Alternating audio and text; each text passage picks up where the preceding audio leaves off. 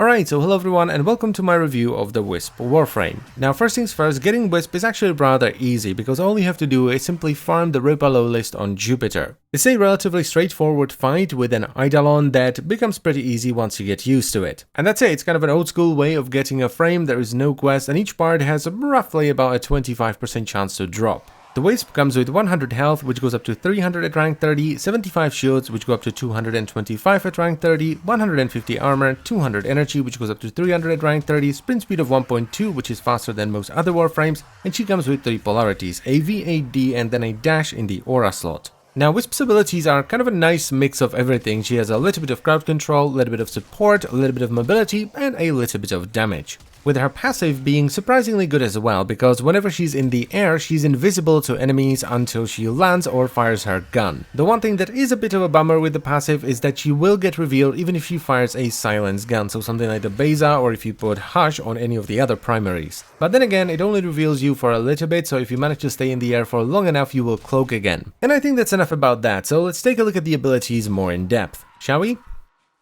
So Wisp's first ability is called Reservoirs, where she plops down, well, reservoirs. The way this ability works is actually really cool, so there are 3 reservoirs that you can cycle between by simply tapping the ability button, and you can then hold the ability button to plant one of the reservoirs. Once the reservoir is planted, it creates a 5-meter aura around the reservoir that grants you a buff that's represented by the moat from the reservoir orbiting around you. Now, this buff is infinite as long as you stay within the reservoir's area of effect. If, however, you leave the reservoir's area of effect, the buff will start ticking down with a base duration of 30 seconds. Now, there are 3 different reservoirs that you can plant down. There is the Vitality one, which increases your health and health regeneration, the Haste one, which increases your movement speed, melee attack speed, and fire rate, and finally the Shock one, which gives you a mode that will shock nearby enemies, applying the electricity status effect. Also, all the reservoirs have infinite duration, so if you pop them down, they will stay there until the end of time, but you can only have 6 of them up at any given time, so if you plant a 7th one, the first one will disappear. And finally, the modes that provide you with buffs from the reservoirs do not stack, so you can only have 1 Vitality mode, 1 Haste mode, and 1 Shock mode up at any given time. Now, the reservoir ability is really cool, especially in static defense missions where you can set up your reservoirs and provide massive buffs to you and or your party. Now, the stats on this ability are actually quite good even at the base level, so each reservoir will cost you 25 energy to plant, which is affected by power efficiency. The radius in which they will apply buffs is going to be 5 meters, with the Shock mode shocking enemies up to 15 meters, and this is affected by power range. And once you leave the area of effect of the reservoirs, the modes will have a base duration of 30 seconds, which can be increased by power duration. And finally, we have the different effects of the individual modes. So the Vitality mode starts off by giving you 300 extra health as well as 30 health regenerated per second, both of which can be scaled by power strength, and the Haste mode provides a 20% movement and attack speed multiplier as well as a 30% fire rate multiplier, and once again both of these can be scaled up by using power strength. And the Shock mode just does a little bit of electricity damage with a 100% chance to proc the electricity status effect, which will stun the enemy and chain around, and none of these are affected by power strength.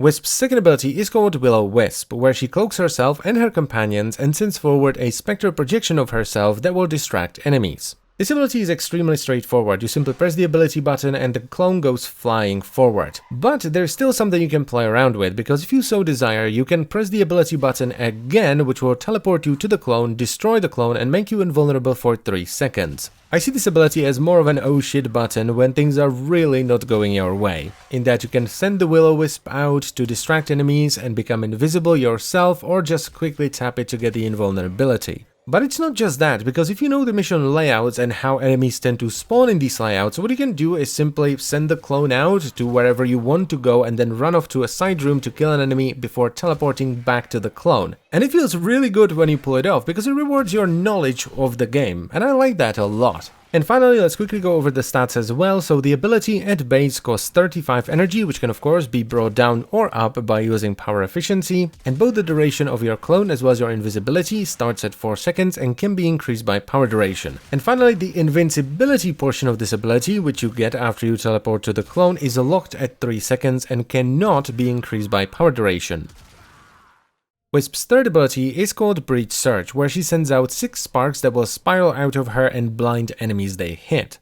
So once again, we have an ability that seems extremely straightforward. You press a button, bunch of sparks spiral out, and they blind anything they hit. However, when you damage, not kill, a blinded enemy, they have a 10% chance to release a spark that will seek enemies and headshot them. Now, the second portion of this ability, the one that sends out the homing sparks, is actually not that useful if you have weapons that do big damage, because, as I've said already, the sparks will not be sent out on a killing shot. It only works when you damage an enemy. And even though the sparks try their best, bless them, to headshot the enemies, it doesn't always work out, especially with Moas, some of the Infested, and Grenier that have bulky shoulder plates. But on the other hand, the sparks can actually do quite a bit of damage, especially when they headshot an enemy that's weak to radiation. Now, the base stats on this ability are once again quite spicy, so the energy cost is 50 energy, but that can be augmented by power efficiency. The base radius in which the sparks will spiral out and hit enemies is 15 meters, and this can be affected by power range. And the base blind duration is 16 seconds, which is really good, and you can even push it further by adding power duration. And then we have two stats that only affect the aggressive sparks, the ones that fly out when you hit a blinded enemy. And both of these are affected by power strength, so there is a damage multiplier, and what this does is it takes the damage you did to the original enemy and multiplies it before hitting the second enemy. The one thing to bear in mind here is that the damage is also converted completely into radiation. And this is important for the second stat that only affects the aggressive sparks and is affected by power strength, the status chance, which starts at 20%, and it's essentially a chance to proc radiation. And finally, we have some synergies. There are 3 in total, but for now I'm only going to talk about 2, and I'm going to talk about the third one with the next ability. So the first synergy is between Breach Surge and the Reservoirs, which allow you to target reservoirs that are more than 10 meters away,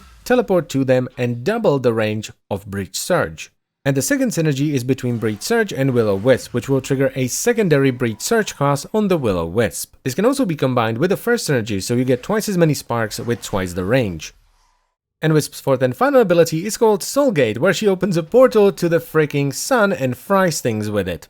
This ability is just great. You press a button, it will start draining energy, and you get big damage. And if you want even more damage, you hold the fire button, which will double the drain, but also double the damage. The base stats on this are once again not too bad, so it will cost 25 energy to activate, which is affected by efficiency, and then drain 12 energy per second, which is affected by both efficiency and duration. It does a solid 1500 heat and radiation damage per second, which is affected by power strength, and it has a range of 40 meters, which can be increased by power range. It also has decent status chance. I'm not entirely sure how high the chance of proccing status actually is, and neither is the wiki, but procs it rather often. And you can actually do quite a lot of stuff with it thanks to the synergies. So the first synergy is that you can cast Will-o-Wisp while you're using Soulgate. That's pretty straightforward. It also synergizes with Breach Surge because enemies blinded by Breach Surge have an extremely high chance of sending out the aggressive sparks when being hit by Soulgate. It might even be a guaranteed proc. And it also synergizes with Reservoirs, or rather the motes you get from Reservoirs, because as soon as you start channeling Soulgate, the motes will start orbiting the portal rather than you and augment the beam. Both the Vitality as well as the Shock mode will each provide a 25% damage increase, and the Haste mode will give the beam the ability to proc the corrosive status effect.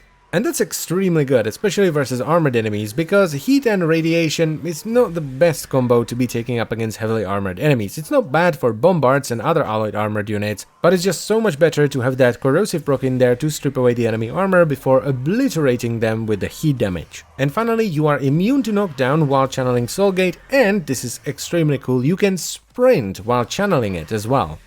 And now we come to the conclusion. So what do I actually think about Wisp? Well, quite frankly, I love her. She's an awesome frame. There are just so many things that I like about this frame. It's a little bit simpler to begin with. It doesn't have any forced synergies, which is really nice too. You can just play without synergies and you're gonna be fine for the most part. I mean, with most of her abilities, you can just press a button and it will do the thing you want it to do. And overall, she's just a really versatile and fun frame. I, for example, build her more towards Reservoirs and be more supportive, but a lot of people build her for Soulgate so they can fire their laser, wah, and so forth. Hell, you can even build her as a tank if you want to, just slap on adaptation, some health and armor, and put on a ton of power strength so you get a lot of health and health regen from the Vitality mode. So I'm giving Wisp a thumbs up. She's just an awesome, fun frame that can be built in many different ways, and she's pretty easy to get too. You just have to fight the Flydalon for a little bit. And that is pretty much it, so I thank you very much for watching. As always guys, I hope you've enjoyed the video and it was helpful, and I will see you next time. Bye bye.